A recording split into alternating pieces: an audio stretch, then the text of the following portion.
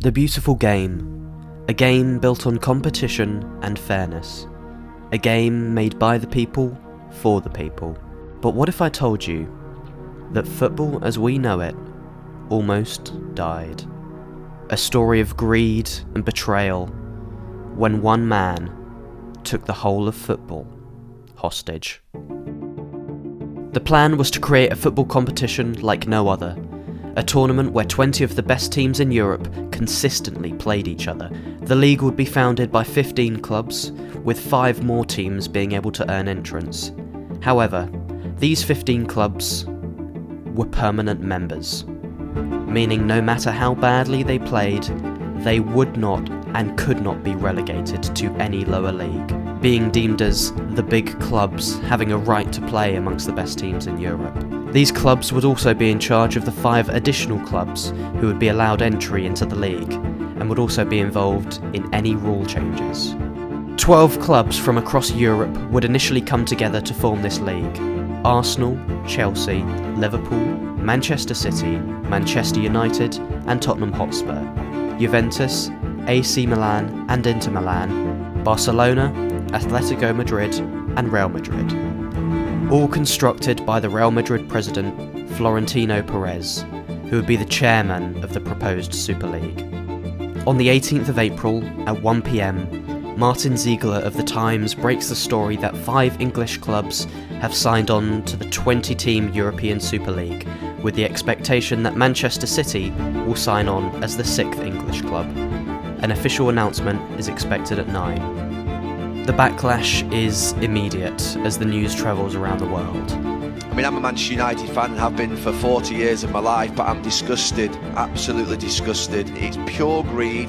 They're imposters. Deduct them all points tomorrow, put them at the bottom of the league and take the money off them. At 8:30 PM, Prime Minister Boris Johnson gets involved. He expressed his displeasure over the plans, backed up by an official government statement saying that plans for a European Super League would be very damaging for football, and we support football authorities in taking action.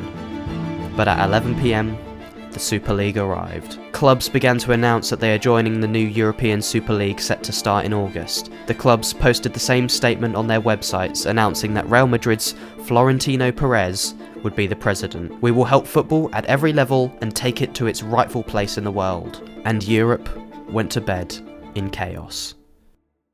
Supporters are making their opposition clear. More and more are gathering. On the morning of the 19th of April, the backlash continued. Major supporter organisations hit out at the clubs involved, and banners were hung on stadium gates protesting against the league. At 9 AM, the Super League would send letters to both the presidents of FIFA and UEFA, issuing a notice of legal proceedings in European courts designed to block any sanctions the 2 governing bodies may try to enforce. They also claimed to have over €4 billion in funding, the source of which was found to be the investment bank JP Morgan. And at 5 PM, royalty got involved. Prince William spoke out against the football clubs who were threatening to join the breakaway Super League. He said that he shares the concerns of fans about the proposed Super League and the damage it risks causing to the game we love. At 7 PM, Liverpool manager Jurgen Klopp spoke before Liverpool's game against Leeds. He says he does not like the idea of the Super League and that he doesn't want it to happen. Liverpool player James Milner said in a post-match interview that he and the other players are against it too. At 9 PM, the match finished. Liverpool won, Leeds won. At the same time, Florentino Perez appears on Spanish TV, saying that the Super League is here to save football. He adds that the clubs are on edge of ruin, adding that by 2024, we're dead. The next day at 10 AM, Everton become the first club of the other 14 in the Premier League to release a statement condemning the Super League clubs. At 11 AM, the first cracks in the league begin to appear, as reports saying that both Chelsea and Manchester City are wavering about joining. At 1:30 PM, Manchester City manager Pep Guardiola voiced his anger over the competition his club had signed up for, saying, "It's not a sport when the relation between the effort and the success, the effort and reward don't exist. So it's not a sport."